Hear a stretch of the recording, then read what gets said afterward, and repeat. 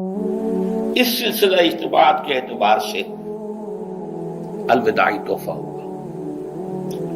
اب میں آغاز کر رہا ہوں۔ پہلی بات، اس سبب میں 3 باتیں مجھے کہنی ہیں۔ سب سے پہلی بات یہ کہ زندگی کی سب سے بڑی حقیقت موت ہے۔ ہم بھلائے رکھتے ہیں، اپنے ذہن سے اسے دور رکھتے ہیں، لیکن واقعہ یہ ہے کہ زندگی کی سب سے بڑی حقیقت موت ہے۔ خدا کے منکر پیدا ہوئے ہیں، لیکن موت کا انکار کرنے والا تو کوئی پیدا نہیں ہوا۔ اس لیے میں نے آیت آپ کو سنائی، کل نفس ذائقۃ الموت، ہر سی نفس کو موت کا مزہ چکھنا ہے، ہر جاندار کو موت کا مزہ چکھنا ہے۔ ثم الینا ترجعون، پھر ہماری طرف لوٹا دیے جاؤ۔ تو زندگی کی سب سے اہم حقیقت موت، اور موت کے بعد رجوع اللہ، آخرت، یہ سب سے بڑی حقیقت ہے۔ ایک حقیقت سب مانتے ہیں، سب جانتے ہیں، دوسری حقیقت کے اوپر پردہ پڑا ہوا ہے۔ میں نے اس اعتبار سے نوٹ کیا، یہ الفاظ قرآن میں 3 مرتبہ ہے، کل نفس ذائقۃ الموت، ہر جاندار کو موت کا مزہ چکھنا ہے۔ انبیاء اس سے مستثنا نہیں رہے، رسول اس سے مستثنا نہیں رہے، اولیاء اللہ مستثنا نہیں رہے۔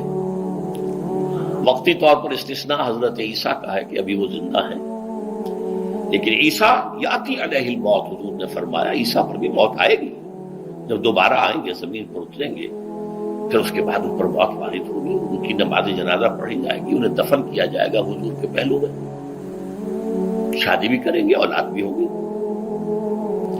باقی تو یہ ہے کہ کل نفس ذائقۃ الموت، سب کو موت کا مزہ چکھنا ہے۔ عیسیٰ بھی بالآخر اس سے مستثنا نہیں رہیں گے، بلکہ قرآن میں ایک جگہ کہا گیا ہے أَفَإِن مِتَّ فَهُمُ الْخَالِدُونَ،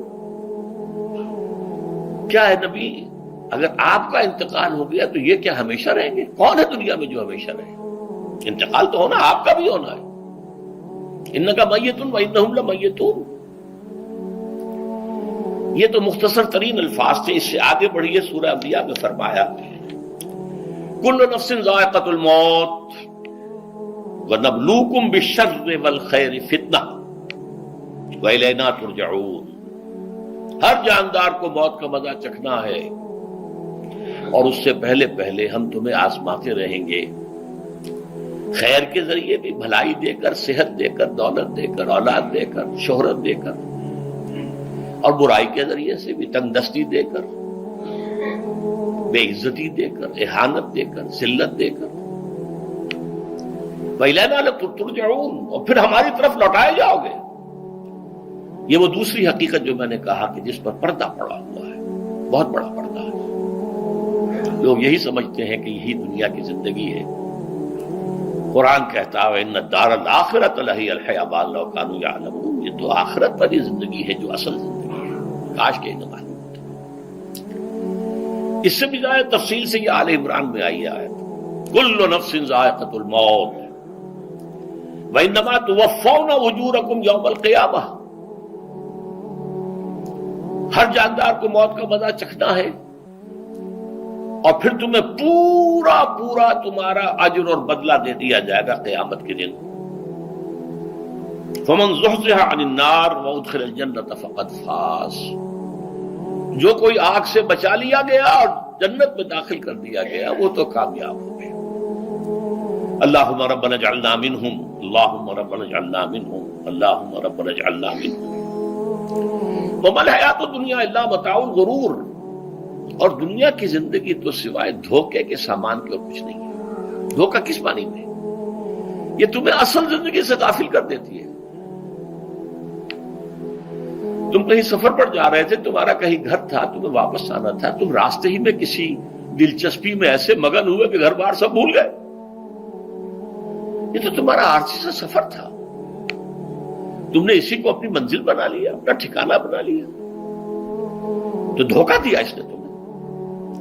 ویسے دنیا کی زندگی دھوکہ نہیں ہے، بڑی حقیقت ہے، اس لیے کہ حضور نے فرمایا انما الدنیا مزرعۃ الآخرہ، یہ دنیا آخرت کی کھیتی ہے، یہاں بوؤ گے تو وہاں کاٹو گے، یہاں کچھ کمائی کرو گے تو وہاں اس کا بدلہ ملے گا۔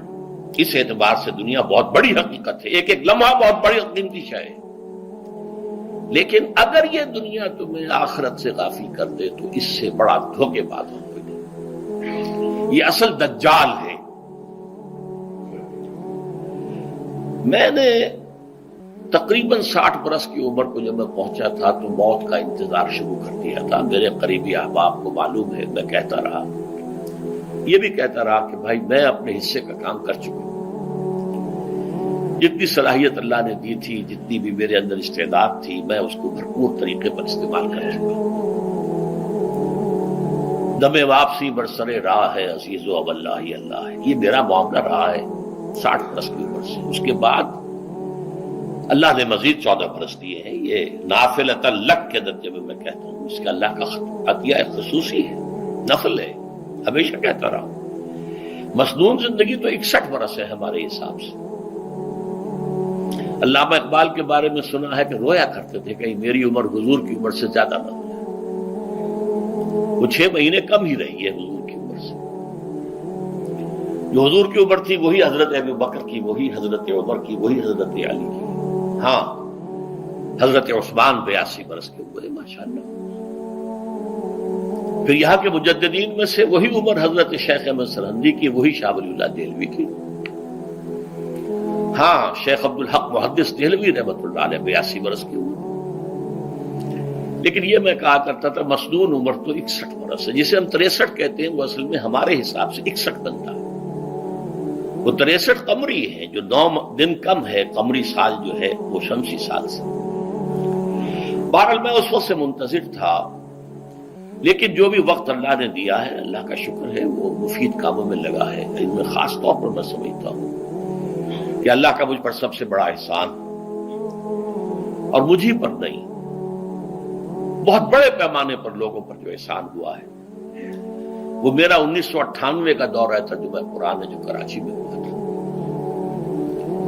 1998 کے مارچ میں میرا بڑا آپریشن ہوا، دونوں گھٹنے تبدیل کیے گئے، لیکن 98 کے آخر میں، حالانکہ میں چل نہیں سکتا تھا، کراچی میں مسجد جو ہے اونچی ہے، دوسری منزل پر ہے، تو خاص ریمپ بنایا گیا جس کے ذریعے میں ویل چیئر پر مجھے لے جایا جاتا تھا۔ میں نے درس دیا۔ اس درس کی گزشتہ چند سالوں سے پوری دنیا میں جو گونج ہوئی ہے اللہ کے فضل و کرم سے، اللہ کا کوئی حکمت خداوندی اس کے ساتھ وابستہ ہے۔ اس میں میرے کسی کام کو دخل نہیں ہے، میری کسی کوشش کو دخل نہیں ہے۔ میں نے تو جو درس میں دیتا آ رہا تھا سن 85 سے دورہ ترجمہ قرآن، البتہ یہ بات ضرور ہے کہ میں نے محسوس کیا تھا کہ سن 98 کے اس درس میں دورہ ترجمہ قرآن کے مجھے خصوصی انشراح حاصل تھا۔ میری ساری گفتگو کا حاصل کیا ہے؟ دیکھیے، نظریاتی تحریکوں کا تعلق اشخاص سے نہیں ہوتا، ٹھیک ہے، کوئی اس کا داعی ہوتا ہے، کوئی اس کا مؤسس ہو جاتا ہے، کوئی اس کا آغاز کرنے والا ہوتا ہے، لیکن نظریاتی تحریک افراد سے وابستہ نہیں ہوتی۔ افراد آتے چلے جاتے ہیں اپنا اپنا حصے کا کام کر کے، جس کو جتنا مقدر ہے، جتنی اللہ تعالیٰ کی طرف سے توفیق ہے، وہ اپنا کام کرے گا، چلا جائے گا۔ یہ چمن یوں ہی رہے گا اور ہزاروں جانور اپنی اپنی بولیاں سب بول کر اڑ جائیں گے۔ مبارک ہیں وہ لوگ جنہیں قرآن کی بولی بولنا نصیب ہو جائے۔ وَإِنْ يَحْسَبُ أَنِّي مِنْهُمْ، مجھے گمان ہے، اللہ کا فضل ہے کہ میں ان میں سے ہوں، میں نے قرآن کی بولی بولی ہے، اور قرآن مجید کو جیسا کہ وہ ہے، ایز اٹ از، اپنے کو مذمومہ خیالات، اپنے کوئی ذہن سے زائدہ نظریات کو میں نے اس میں دخل نہیں دیا، جسے انگریزی میں آپ آبجیکٹیولی کہتے ہیں، خالص معروضی طور پر قرآن کو پڑھا ہے، قرآن کو قرآن سے سمجھا ہے، یا پھر سیرت رسول سے سمجھا ہے۔ میں لفظ سنت کی بجائے سیرت استعمال کر رہا ہوں۔ قرآن مجسم حضور تھے صلی اللہ علیہ وسلم، اور حضور کی سیرت اور حیات جو ہے وہ قرآن مجید کی اصل تفسیر ہے۔ یہ حقیقت بھی بہت کم لوگوں کے علم ہے۔ وہ احادیث کا نام تو لیتے ہیں، احادیث بھی ہے، سیرت بھی تو احادیث ہی سے ہمیں ملتی ہے، لیکن میں خاص طور پر سنت یا حدیث کی بجائے سیرت کا استعمال کرتا ہوں۔ قرآن کی 2 سورسز ہیں، قرآن خود اور سیرت رسول صلی اللہ علیہ وسلم۔ بہرحال انشاءاللہ العزیز یہ کام بڑھے گا، چلے گا، یہ میں ابھی بعد میں عرض کروں گا۔ دوسری بات جو میں نے آیت پڑھی آپ کو، وَمَن نُعَمِّرْهُ نُنَكِّسُ فِي الْخَلْقِ أَفَلَا يَعْقِلُونَ، بہت بڑی حقیقت زندگی کی یہ بھی ہے، جس کی ہم عمر زیادہ کر دیتے ہیں اس کی خلقی صلاحیتوں میں کمی کر دیتے ہیں۔ موٹی بات ہے، بڑھاپا آئے گا، ہمیشہ کی مانی ہوئی بات ہے۔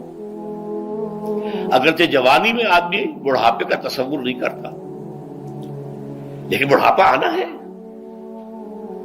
یہ بھی ایک حقیقت ہے موت کی طرح۔ غالب نے کہا تھا مزمحل ہو گئے قوائے غالب، اب عناصر میں اعتدال کہاں۔ ایک صاحب نے مجھے شعر سنایا تھا، ابراہیم صاحب سے، ٹونک کے رہنے والے، ذوف پیری بڑھ گیا، جوش جوانی گھٹ گیا، اب عصا بنوائیے نخلے تمنا کاٹ کر۔ یہ تمنائیں جو ہیں طول العمر، انہیں کاٹو، اب گئی جوانی، امنگوں والا دور گیا، اور یہ جو تمناؤں کا پودا ہے اس میں سے لکڑی لے کر عصائے پیری بنوا لیجیے۔ اب بڑھاپے کے لیے ایک عصا درکار ہے۔ بڑا پیارا شعر ہے، ذوف پیری بڑھ گیا، جوش جوانی گھٹ گیا، اب عصا بنوائیے نخلے تمنا کاٹ کر۔ ابھی 2-3 دن ہوئے ہیں یہاں پر جو خانہ فرہنگ ایران ہے اس کے ڈائریکٹر آئے تھے، انہوں نے فارسی کا ایک شعر سنایا، بڑا پیارا شعر ہے۔ در جوانی گفتم کہ شعر شعر است اگرچہ پیر بود۔ جوانی میں میں یہ کہا کرتا تھا کہ شعر تو شعر ہی ہوتا ہے، چاہے بوڑھا ہو جائے، بوڑھے ہونے سے اس میں کیا فرق واقع ہو جائے، شعر شعر است گرچہ پیر بود۔ چوں میں پیری رسیدم، جب میں خود پیری اور بڑھاپے کو پہنچ گیا، دیدم، تو مجھے یہ بات نظر آئی کہ پیر پیر است گرچہ شعر بود، بوڑھا بوڑھا ہی ہوتا ہے چاہے وہ شعر ہی کیوں نہ ہو۔ تو یہ بڑھاپا جو ہے یہ زندگی کی دوسری بڑی حقیقت ہے۔